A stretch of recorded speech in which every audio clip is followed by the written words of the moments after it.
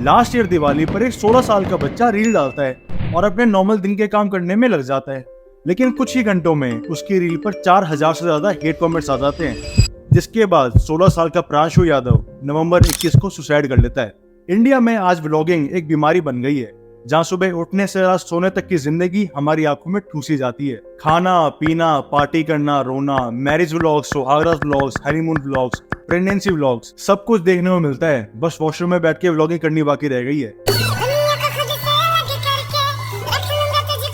अरे सॉरी, अब तो वो भी आ गई है और इन सब में पिसते हैं व्लॉगर्स के बच्चे, जो बच्चे नहीं अब एक कंटेंट का पीस बन के रह गए हैं। और ना सिर्फ फैमिली व्लॉगर्स, आज बहुत सारे इन्फ्लुएंसर्स हो गए हैं जो 16 साल से कम उम्र के हैं। इन्हें किड इन्फ्लुएंसर्स कहा जाता है। एक ऐसी दुनिया बन गई है जहाँ वर्ल्ड का हाईएस्ट यूट्यूबर मिस्टर बीस्ट या कैरी मिनाटी नहीं है, एक 12 साल का बच्चा है जो हर साल इस लिस्ट को डोमिनेट करता है। 2018, 19 और 20 3 साल तक 12 साल का Ryan Kaji highest paid YouTuber था और लास्ट ईयर 4th नंबर पर था with an earning of $35 million per year, यानी 295 करोड़।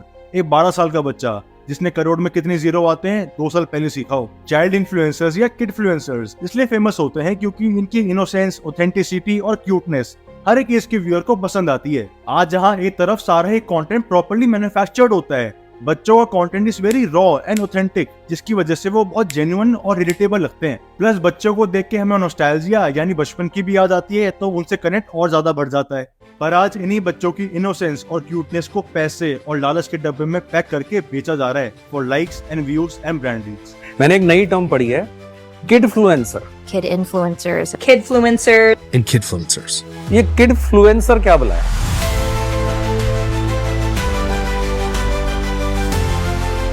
बट एक बच्चे की पूरी जिंदगी आपने कर से मैं बताऊंगा, मतलब बोलनी नहीं चाहिए बट आपने लगा दी, उसकी लाइफ के लगा दी। आज ये बच्चे किसी रोल के लिए एक्टर नहीं बल्कि 24/7 रियलिटी शो के पार्टिसिपेंट हैं, जिन्हें पता भी नहीं है कि उनके चेहरे और उनकी पर्सनल लाइफ को सोशल मीडिया पे कैसे पोर्ट्रे किया जा रहा है और उससे लाखों करोड़ों रुपए छापे जा रहे हैं। जहां एक तरफ विराट कोहली, दीपिका पादुकोण अपने बच्चे की शक्ल सोशल मीडिया और लोगों से छुपाते हैं या उनकी फोटोज बहुत लिमिट में सर्कुलेट करते हैं, यहाँ आम जनता अपने बच्चों को स्टार बनाने में निकल पड़ी है। आज इंडिया में किड इन्फ्लुएंसर मार्केट 900 करोड़ रुपए की हो गई है और 2025 तक 2200 करोड़ रुपए की हो जाएगी। ये 10-10 साल के बच्चे लाखों रुपए कमा रहे हैं सिर्फ अपनी क्यूट और सिंपल लाइफ ऑनलाइन दिखा के। जहाँ कुछ बच्चे तो कुछ बोलते भी नहीं है, सिर्फ ट्रेंडिंग गानों पे यहाँ वहाँ हिलते रहते हैं।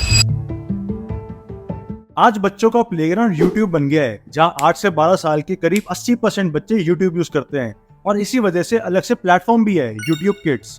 टी सीरीज के बाद हाईएस्ट वॉच चैनल कोकोमेलन है, जिसे देखे बिना बच्चे खाना नहीं खाते, और माइनक्राफ्ट की हाइलाइट्स ना लगाओ तो रोटी में सब्जी नहीं फंसाते। बिजनेस इंसाइडर की रिपोर्ट शोज कि 2021 में 13 साल से छोटे 40% बच्चे इंस्टाग्राम यूज करते थे, एक ऐसा प्लेटफॉर्म जो ऑफिशियली 13 साल से बड़े लोगों के लिए है। और यहीं पर दिक्कत शुरू हो जाती है कि बच्चों का कंटेंट देखना और बनाना रेगुलेटेड नहीं है। जो 22 साल का बच्चा कंटेंट देख रहा है वही 12 साल का बच्चा भी देख रहा है, और आप भली बात ही जानते हो कि 22 साल का बच्चा क्या देखता है। 2012 में यूट्यूब चैनल फैंटास्टिक एडवेंचर शुरू हुआ, जब मिशेल हॉब्सन अपने 7 अडॉप्टेड बच्चों के साथ वीडियो डालती थी। यहाँ पर मिशेल बच्चों के साथ कॉमेडी वीडियोस, प्रैंक्स, चैलेंजेस, ये सब टाइप की वीडियोस डालती थी और कुछ ही टाइम के अंदर चैनल के ऊपर 8 लाख सब्सक्राइबर्स हो गए, हर साल $3 लाख का प्रॉफिट।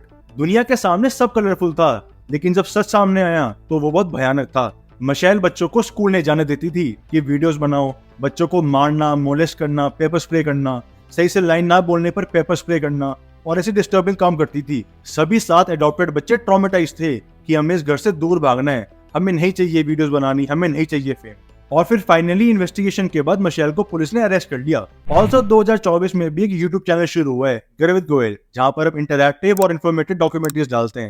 तो प्लीज इस चैनल को सब्सक्राइब करके हमें सपोर्ट कीजिए। ये है रमनीक सिंह, जिनके यूट्यूब पर 12 लाख सब्सक्राइबर्स हैं और अपने बच्चों के साथ कंटेंट बनाते हैं। एक इंटरव्यू में रमनीक ने बताया कि वो वीडियो डालने के 30 मिनट बाद भी व्यूज चेक करने लग जाते हैं और अगर वीडियो नहीं चलती तो उनका पूरा दिन खराब जाता है और वो फिर अकेले ही रहते हैं। अगर फैमिली में बच्चों में कोई फाइट होती है तो रमनीक उनको बोलते हैं कि 2 घंटे बाद लड़ लेना, अभी ऑन कैमरा सब बढ़िया हो जाओ और चाहे बाद में दूसरे को जान से मार देना। साइकोलॉजिस्ट राशि लस्करी बताती है कि ऐसे कंटेंट बनाना फैमिलीज के लिए लॉन्ग रन में बहुत हार्मफुल है, क्योंकि अगर सब कुछ ही ऑडियंस के लिए है तो फैमिलीज की प्राइवेट लाइफ बहुत खराब होती है। जब बच्चों के साथ टाइम बिताना एक काम, एक जॉब बन जाता है तो फैमिली मेमोरीज नहीं बना पाती और आगे जाके बच्चे खुद को लोनली पाते हैं। अब ये बच्चों के पेरेंट्स ये आर्गुमेंट देते हैं कि बच्चों की लाइफ दिखाने से फाइनेंशियल स्टेबिलिटी आ रही है, स्पॉन्सर्स आ रहे हैं, एड्स आ रही है। ऑल्सो हम बच्चों की लाइफ डॉक्यूमेंट कर रहे हैं, जो आगे जाके बच्चे देखेंगे तो उन्हें खुशी ही होगी। बट ऐसा लगता नहीं है। गौरव तनेजा, जो कि एक फेमस यूट्यूबर है, फैमिली व्लॉगिंग करते हैं और इनकी बड़ी क्यूट सी फैमिली है। लेकिन दिक्कत जब आती है जब गौरव अपनी पूरी लाइफ को ही ऑनलाइन दिखा देते हैं। जैसे एक बार उनकी बच्ची को हाथ में चोट लगी तो हॉस्पिटल ले जाने से पहले गौरव ने हाथ में कैमरा उठा लिया और व्लॉगिंग शुरू कर दी और बच्ची बेचारी कैमरे पर रो रही थी। एक बार बच्ची ने गौरव का फोन बालकनी से नीचे गिरा दिया था और फिर गिल्ट से रो रही थी। जब गौरव की वाइफ ऋतु बच्ची को डांट रही थी तो गौरव साइड से व्लॉगिंग कर रहे थे अपनी बच्ची के मेंटल ब्रेकडाउन की। 2022 में तो इनकी 4 साल की बच्ची को जान से मारने तक की धमकी मिली थी। आगे बढ़ने से पहले मुझे बताना कि क्या आप अपने बच्चे या छोटे भाई बहन को इन्फ्लुएंसर बनाओगे? Tell me in the comments below. आज इंडिया में खूब फेमस किड इन्फ्लुएंसर्स हैं जिन्हें देखकर बाकी पेरेंट्स भी अपने बच्चे को फेमस बनाना चाहते हैं, लेकिन इसमें बहुत सारे इश्यूज भी हैं। जब बच्चे की थोड़ी बहुत फोटोज और वीडियोस ऑनलाइन शेयर होती हैं तो उसे कहते हैं शेयरेंटिंग, यानी पेरेंट्स अपने बच्चे को ऑनलाइन शेयर कर रहे हैं। लेकिन जब बच्चा इन्फ्लुएंसर बन जाता है तो ये फोटोज और वीडियोस थोड़ी बहुत नहीं होती, बहुत ज्यादा होती हैं। उनके सुबह उठने से रात सोने तक की जिंदगी ऑनलाइन शेयर हो जाती है, जिसके अंदर उनके काफी पर्सनल मोमेंट्स भी शेयर हो जाते हैं, यानी बच्चों की प्राइवेसी खल्लास। तुम दिखा रहे हो कौन से स्कूल में छोड़ने जा रहे हो उसको, तुम्हारी गाड़ी का नंबर पता है, सब पता है, तुम्हारा बच्चा किस टाइम स्कूल से भाग आता है, तुम्हारे घर का गेट खुला पड़ा है, सब बता देते हैं। मेरा घर इस गली में ये किसी को चोरी करने आना हो तो आ जा।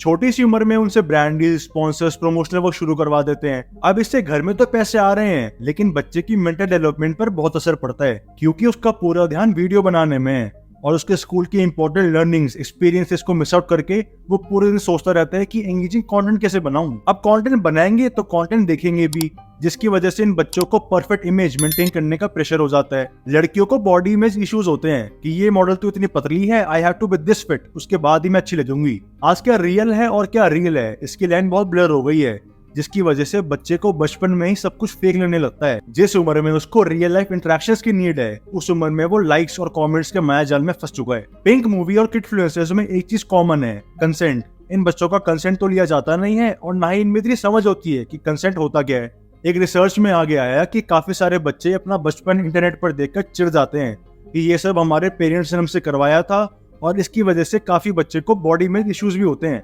और आज शायद पेरेंट्स को अवेयरनेस नहीं है कि ऑनलाइन कैसे कैसे हैवान बैठे हैं जो इन बच्चों को सिर्फ हैरेस करने के लिए हैं।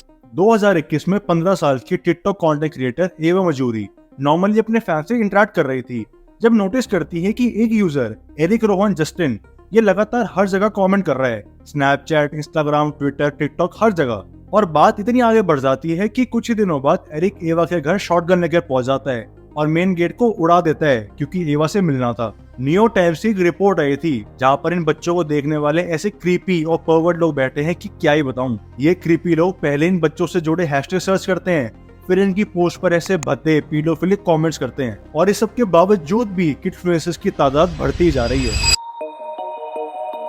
आपने काफी सारे चाइल्ड एक्टर्स देखे होंगे, जैसे तारे जमीन पर में दर्शील सफारी, बजरंगी भाईजान में मुन्नी, या फिर वर्ल्ड वाइड सबसे फेमस सीरीज हैरी पॉटर में प्ले करती हरमोनी का रोल एमा वॉटसन। इनमें से काफी सारे चाइल्ड एक्टर्स बड़े होकर ओपन अप होते हैं कि कैसे हमारा बचपन छिन गया, हमें एंजाइटी, डिप्रेशन से जूझना पड़ा, और एट टाइम्स सेक्सुअल अब्यूजेस से भी। इसे चाइल्ड एक्टर सिंड्रोम कहा जाता है। चाइल्ड एक्टर्स को एक रोबोट बना देते हैं जहाँ पर उन्हें हर छोटी से छोटी चीज परफेक्ट चाहिए होती है, और फिर जब ये एक्टर्स बड़े हो जाते हैं तो इन्हें ऑब्जेक्टिफाई किया जाता है और ना ही किसी मूवी में रोल मिलता, क्योंकि ये सिर्फ बचपन में क्यूट थे। एमा वॉटसन तो कहती है कि जहाँ एक तरफ मेरी उम्र के बच्चे मस्ती कर रहे थे, बाल डाई कर रहे थे, खुद को फिगर आउट कर रहे थे, मैं एक फिक्शनल कैरेक्टर हरमोनी को फिगर आउट कर रही थी कि इसे कैसे बेस्ट बनाऊं।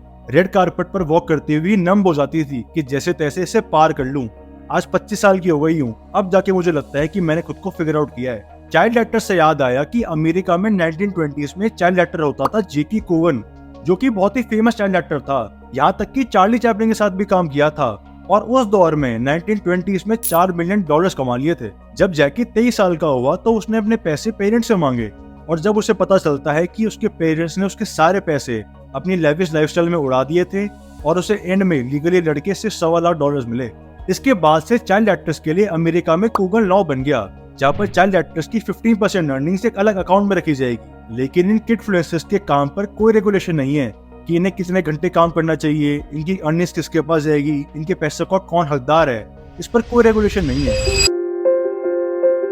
अब ये सब देख के तो लगता है कि आज के बच्चे माँ की कोख से निकलते ही सोशल मीडिया की दुनिया में कूद जाते हैं, जहाँ पर क्या पर्सनल है और क्या प्राइवेट, इसकी लाइन बहुत ब्लर हो गई है। अभी तक सिर्फ फ्रांस गवर्नमेंट ने इन किड इन्फ्लुएंसर्स को रेगुलेट किया है, जहाँ पर 16 साल के बच्चे को लिमिटेड टाइम के लिए काम करने दिया जा सकता है और इनके कमाए हुए पैसे एक अलग अकाउंट में होंगे जो उन्हें 16 साल के होने पर ही मिलेगा। लेकिन इसके अलावा इन बच्चों की मार्केट बिल्कुल भी रेगुलेटेड नहीं है। बच्चे अननोइंगली अपना पूरा जीवन ऑनलाइन डाल देते हैं बिना जाने कि इसके कैसे कैसे कॉन्सिक्वेंसेस हो सकते हैं। मुझे आज इंस्टाग्राम पे कंटेंट बनाते हुए 3 साल हो गए हैं एंड आई नो कि ऑनलाइन हेट कितनी ब्रूटल होती है और इस हेट को प्रोसेस करने में एज एन एडल्ट मुझे खुद 1-2 साल लग गए थे। तो इन बच्चों पर तो क्या ही असर पड़ता होगा। हाँ, आज बहुत सारे बच्चे हैं जो अमेजिंग यूनिक कंटेंट बना रहे हैं, जैसे निहाल राज जो एक किड शेफ है और यूनिक रेसिपीज डालता है। निहाल तो इवन एलन डीजेनेरेस शो पर भी आया था। ऐसे इन्फ्लुएंसर्स भी हैं, लेकिन मेजोरिटी की हालत खराब ही है। अपने बच्चों को पहले बाहर जीने दो, make them live outside the world, make them experience the world. उसके बाद समझो कि बच्चों को क्या पसंद है, वो किस बारे में बात करना पसंद करते हैं और उनका फ्लेवर क्या है। स्टार्टिंग से अगर एक बच्चे की आइडेंटिटी एक फोन के पीछे फॉलोअर से बंधी हुई है ना, कि मेरे कितने फॉलोअर्स हैं, उसके कम है मेरे ज्यादा हैं, तो उस बच्चे की ओवरऑल ग्रोथ होनी बहुत मुश्किल है। अगर आप एक पेरेंट होते या ऑलरेडी हो तो क्या आप अपने बच्चे को इन्फ्लुएंसर बनाओगे या नहीं बनाओगे? Tell me in the comments below. I hope आपको आज की वीडियो अच्छी लगी होगी। जाने से पहले चैनल को सब्सक्राइब करते जाना and hit that bell button. मिलते हैं नेक्स्ट वीडियो में।